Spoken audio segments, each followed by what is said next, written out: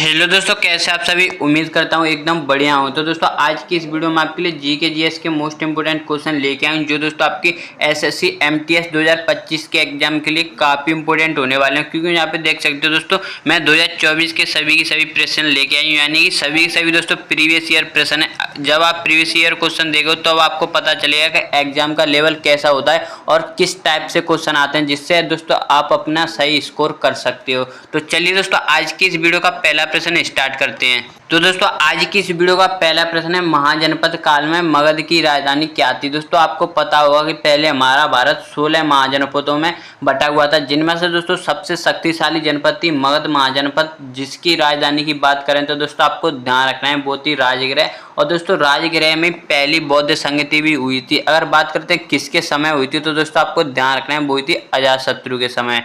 चलिए दोस्तों next question देखते हैं।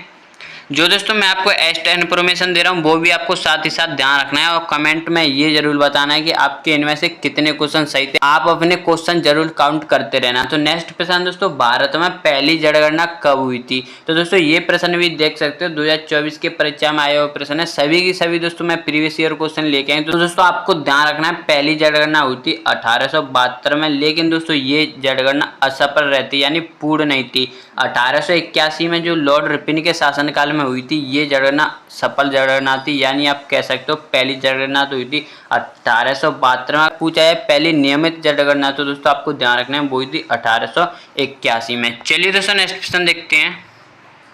नेक्स्ट प्रश्न दोस्तों, प्रसिद्ध उपन्यास गोदान के लेखक कौन है। तो दोस्तों आपको ध्यान रखना है गोदान पुस्तक काफी हद तक पूछी जाती है। तो दोस्तों इसके जो लेखक हैं वो है दोस्तों प्रेमचंद, ये आपको ध्यान रखना है। गोदान गबन दोस्तों मुंशी प्रेमचंद द्वारा लिखी गई है। और रविन्द्रनाथ टैगोर की दोस्तों आपको पुस्तक पता ही होगा कि दोस्तों गीतांजलि इन्हीं की पुस्तक है, जिसके लिए दोस्तों इन्हें नोबेल पुरस्कार भी मिला है। और दोस्तों जयशंकर प्रसाद की दोस्तों काफ़ी हद तक पुस्तकें पूछी जाती हैं, जिनमें से दोस्तों कमायनी काफ़ी मोस्ट इंपोर्टेंट है। और बंकिम चंद्र चट्टोपाध्याय जी की दोस्तों आनंद मर्द, जिससे राष्ट्रीय गीत यानी कि वंदे मातरम लिया गया है। चलिए दोस्तों नेक्स्ट प्रश्न देखते हैं।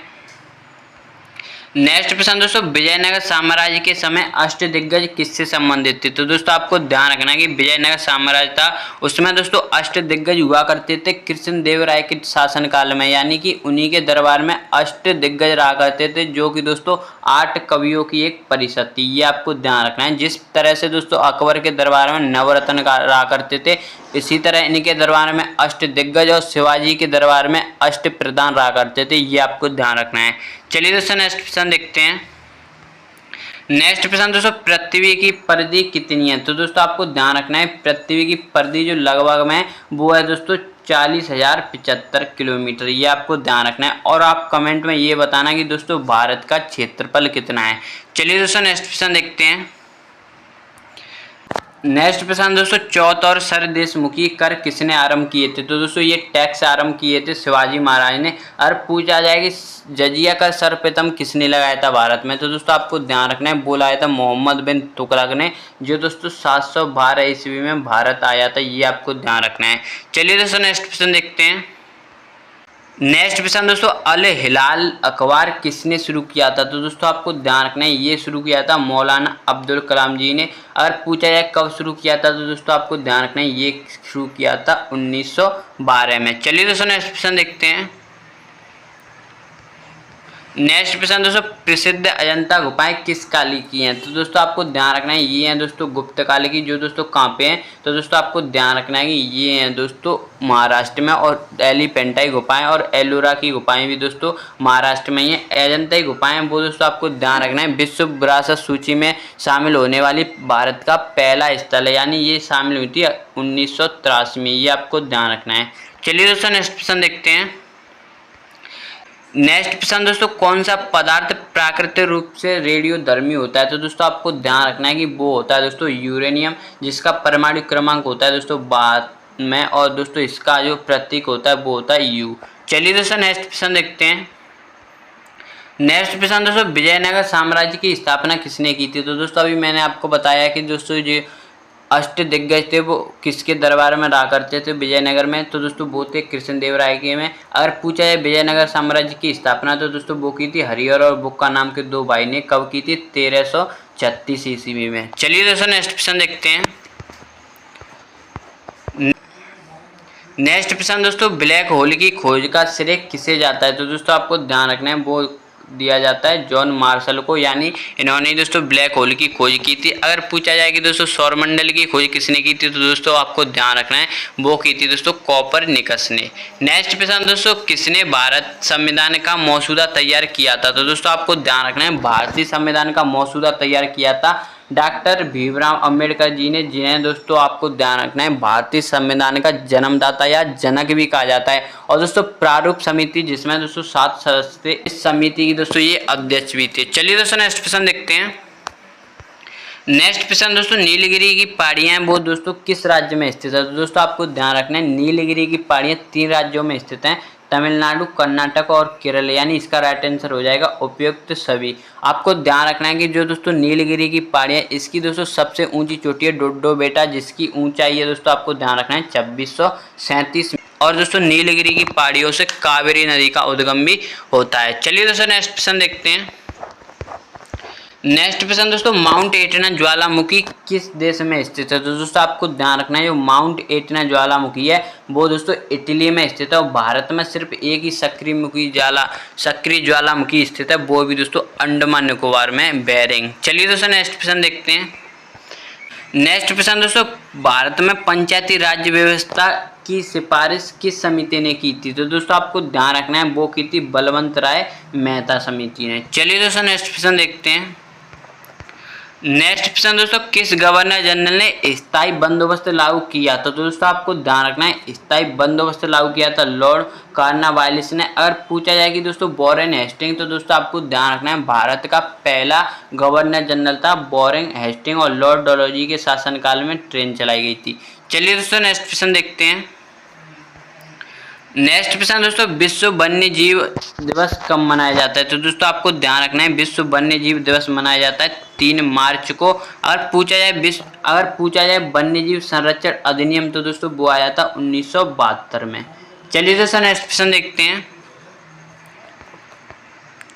नेक्स्ट प्रश्न दोस्तों, नंदा देवी पर्वत किस राज्य में स्थित है? तो दोस्तों आपको ध्यान रखना है नंदा देवी पर्वत है वो दोस्तों उत्तराखंड में स्थित है। चलिए दोस्तों नेक्स्ट प्रश्न देखते हैं।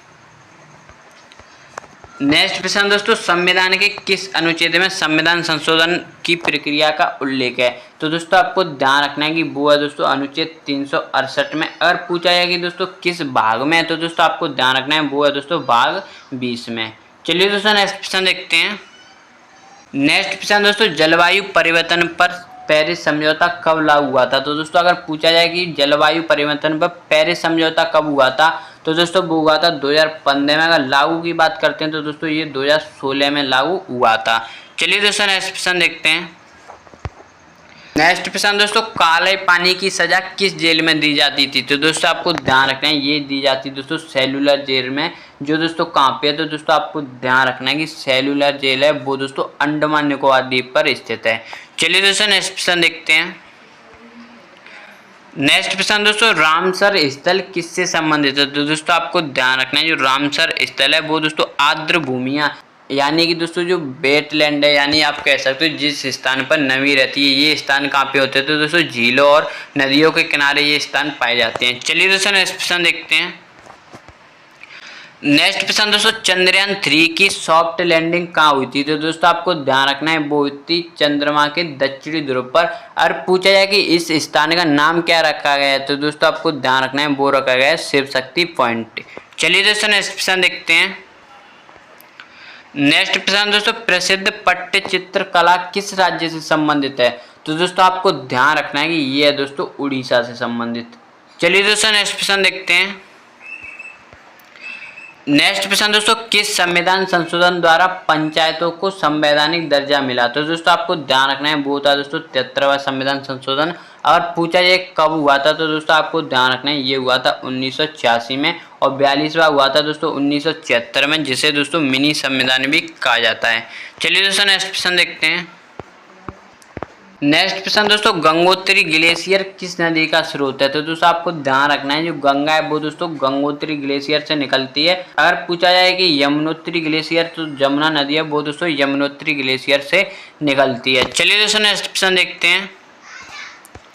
नेक्स्ट प्रश्न दोस्तों, विश्व बैंक का मुख्यालय कहाँ स्थित है? तो दोस्तों आपको ध्यान रखना है, जो वर्ल्ड बैंक और IMF है, इन दोनों की स्थापना हुई थी 1944 में और इन दोनों का मुख्यालय दोस्तों वाशिंगटन DC में। तो दोस्तों यह इस वीडियो का लास्ट प्रश्न था। आई होप आपको ये वीडियो काफ़ी पसंद आया होगा। अगर आप इसी तरह की और इंटरेस्टिंग वीडियो देखना चाहते हो तो प्लीज़ चैनल को सब्सक्राइब कर लेना। कमेंट में जरूर बताना आपको ये क्वेश्चन और वीडियो कैसे लगे। तो चलिए दोस्तों मिलते हैं इसी तरह की और इंटरेस्टिंग वीडियो के साथ। जय हिंद, जय भारत।